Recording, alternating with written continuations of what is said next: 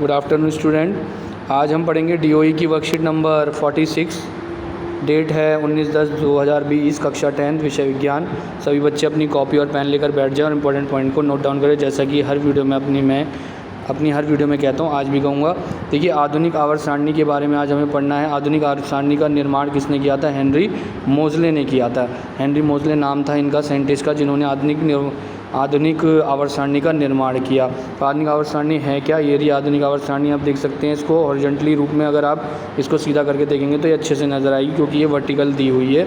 Book में आपकी अच्छे से आपको नज़र आएगी, क्योंकि थोड़ी बड़ी है इसलिए इसको इस तरीके से दिया गया है। देखिए, ज़्यादा कुछ नहीं है इसमें। सबसे पहले क्या बताया गया है? इसमें ये बताया गया है कि जो वैज्ञानिकों के पूर्व मत अनुसार तत्वों के गुणधर्म उनके परमाणु द्रव्यमान का आवर्त फलन होते हैं।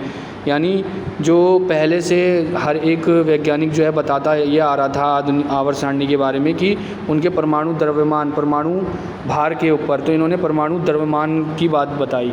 इस अनुमान, आगे इन्होंने बोला है कि इस अनुमान के आधार पर मेंडलीफ ने तब तक के 63 ज्ञात तत्वों को आवर्त सारणी में आयोजित किया। देखिए, तब जो मेंडलीफ की आवर्त सारणी आई थी उसमें 63 तत्वों को उसने आवर्त सारणी में संयोजित कर दिया था। लेकिन उसके बाद जब नए तत्वों की खोज हुई तो उनको वहाँ पर बिठाना है, मेंडलीफ की आवर्त सारणी में बिठाना मुश्किल हो गया। तो मेंडलीफ की आवर्त सारणी में वो तत्व फिट नहीं बैठे। तो मेंडलीफ की आवर्त सारणी में कुछ तत्व समस्थानिकों की स्थिति को स्पष्ट नहीं किया गया। देखिए, इसकी कमी भी बता रहा है आपको कि मेंडलीफ की आवर्त सारणी की कमी क्या रही? समस्थानिक आप समझते होंगे, जिसमें हमने आइसोबार, आइसोटॉप्स के बारे में पढ़ा था, वो हमारे समस्थानिक, यानी इंग्लिश में उन्हें हम आइसोबार और आइसोटॉप कहते हैं।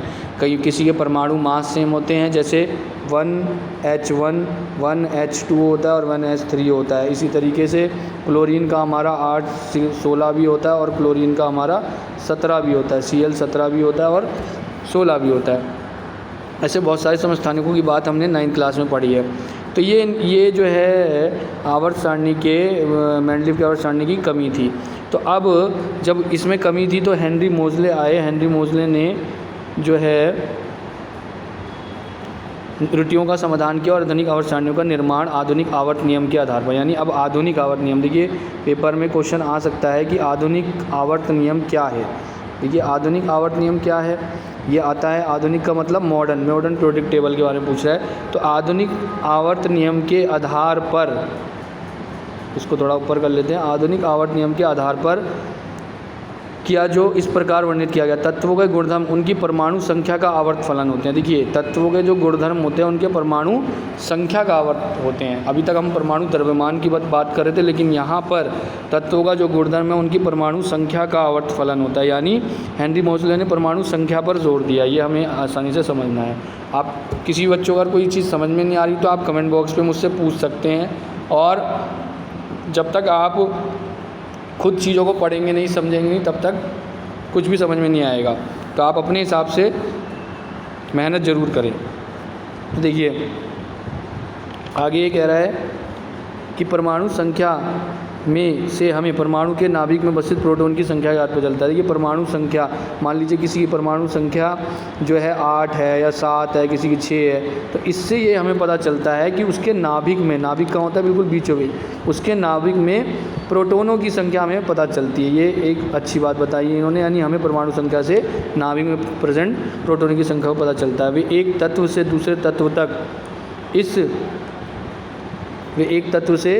दूसरे तत्व तक बढ़ने पर इस संख्या में 1 की बढ़ोतरी होती रहती है। आपने देखा होगा, होता क्या है कि जैसे ही हम एक तत्व से दूसरे हो जाते हैं, जैसे 1 से 2 गए, फिर 3 4 ऐसे बढ़ता रहता है हमारा परमाणु। तो इस ऐसे हमारे प्रोटोनों की संख्या भी क्या होती जाएगी? बढ़ती चली जाएगी। ठीक है।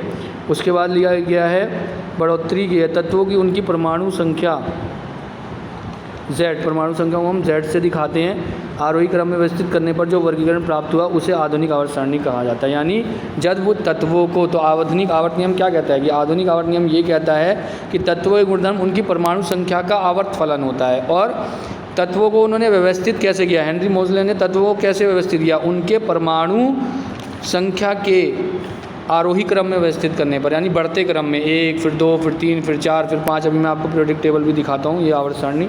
118 रासायनिक तत्वों की सूची है जिनकी परमाणु संख्या समान परंतु परमाणु द्रव्यमान भिन्न होता है। इनकी परमाणु संख्या तो समान होते हैं, लेकिन परमाणु अगर हम द्रव्यमान देखेंगे तो कैसे होते हैं, भिन्न होते हैं। देखिए अब आप इसमें आप देखिए, ये जो है आपकी पीरियोडिक टेबल है, यहाँ से ये स्टार्ट होती है, ठीक है, ये दिख रहा होगा आपको, ये यहाँ हाइड्रोजन है, फिर एक के बाद है 2, फिर 3, फिर 4, फिर 5, ये बने हुए हैं ना। तो ऐसे हम इसको पढ़ते हैं, हाइड्रोजन, हाइड्रोजन के बाद हम पढ़ते हैं इधर, हाइड्रोजन के बाद आएगा हमारा हीलियम, हीलियम के बाद आएगा हमारा लिथियम, फिर बेरिलियम, फिर ऐसे बढ़ते रहेंगे, बोरोन, फिर कार्बन, नाइट्रोजन, ऑक्सीजन, फ्लोरीन। तो इस तरीके से हम इसमें पढ़ते हैं। और दो चीज़ें होती हैं इसमें हमारी, ठीक है, एक होता है हमारा जो है आवर्त, इसमें आपका जो है छोटा करके आप इसे देखिए यहाँ थोड़ा तो इसमें नज़र आएगा। अभी वैसे इसके बारे में इसमें नहीं बताया है, तो शायद अगली उसमें आपको ये बताया जाए कि आधुनिक आवर्त सारणी में क्या क्या चीज़ें होती हैं। देखिए दो तरीके से इसमें तत्व आपको मैं बता देता हूँ। तत्व एक तो इसमें व्यवस्थित कैसे ऐसे, और एक ऐसे ऐसे दिखा रखे हैं, ठीक है। आपने देखा होगा हाइड्रोजन यहाँ है तो हीलियम यहाँ है, फिर यहाँ लिथियम है, फिर बेरिलियम है, फिर बोरोन है, कार्बन है, नाइट्रोजन। तो ऐसे ऐसे तत्व जो है परमाणु संख्या उनकी बढ़ रही है, ठीक है। और ऐसे ऐसे भी जा रहे हैं तो भी बढ़ रही है, लेकिन एक व्यवस्थित ढंग से नहीं बढ़ रही है। तो स्टूडेंट्स आप इस आवर्त सारणी से रिलेटेड अगर आपको समझने में कोई दिक्कत हो रही हो, इसको याद करने का तरीका भी होता है, ठीक है। जैसे आपको सबसे पहला जो ये दिख रहा होगा ये वाला, इसको हम पढ़ते हैं लीना के रब सफ़र। लीना के रब सफ़र, लीना से एलाई, ना के से पोटेशियम, रब से आरबी रुबेडियम, सफ़र से सीजियम और पेनियम। फिर ये मांगते हैं बेटा मांगे कार स्कूटर, बाप रोए, ठीक है। फिर हम इसके बाद यहाँ पर जाते हैं इस वाले ग्रुप में, ठीक है, बैंगन, आलू, गाजर, इनको तोलो, ठीक है। आपको थोड़ा सुनने में अजीब लग रहा होगा, लेकिन ये इस तरीके से ही याद करी जाती है, ठीक है। पीरियोडिक टेबल आपकी ये देखिए, बैंगन, आलू, गाजर, इनको तोलो, ठीक है। तो ये ग्रुप ये 13 वाला याद हो गया हमें। अब इसी तरीके से हमें अगर जो है ये वाला याद करना है कार्बन वाला, तो कैसे मतलब कार्बन, सिलिकॉन, गीत, गैलीलियम, सुनाऊं प्रभु, ठीक है, स्ट्रोंशियम और लेड, ठीक है। उसके बाद आप एक और आगे ग्रुप देखेंगे तो इसको याद करने का तरीका कैसे है, नाना से nitrogen, Patekar, potassium, Asrani, arsenic, और एसबी, एंटीमनी, बिस्मिथ, नाना, पाटेकर, असरानी, सब बीमार। नीचे वाले मैं बाद में बताऊंगा। ये पर्टिकुलर एक तरीका होता है याद करने का, ऐसा नहीं कि आप एक बारी में पूरी याद कर लेंगे।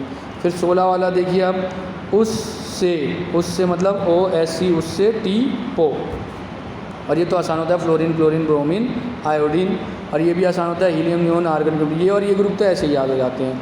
तो देखिए हमने इसको एक गाने के रूप में इसको लर्न भी कर लिया है। अगर आपको कोई प्रॉब्लम हो तो आप मुझसे पूछ सकते हैं, मैं इसके अभ्यास के प्रश्न उत्तर आपको भेजूंगा। सभी बच्चे इस वीडियो को देखें और सब्सक्राइब करें, ज़्यादा से ज़्यादा इसको शेयर ज़रूर करें ताकि ये बच्चों को मिले और बच्चे इस वर्कशीट को अच्छे समझ कर पाएँ। ओके स्टूडेंट, मिलेंगे अपनी अगली वर्कशीट पर। धन्यवाद।